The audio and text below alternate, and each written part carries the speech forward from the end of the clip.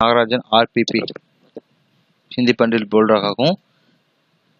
இது part number 115. இன்னைக்கு வந்து ரொம்ப சிம்பிளான 5 சென்டென்ஸ் பார்க்க போகிறோம்.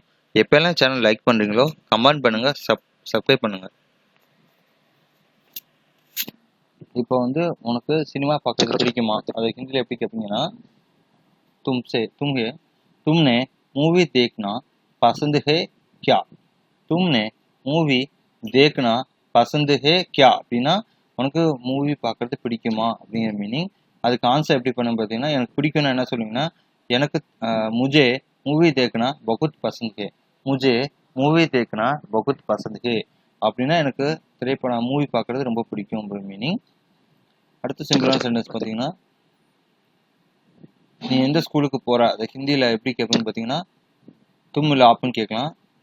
तुम किस स्कूल जाते हो, तुम किस स्कूल जाते हो அப்படின்னா எந்த ஸ்கூல் போற அப்படின்னு அர்த்தம். அது ஹிந்தியில் சொல்லலாம்.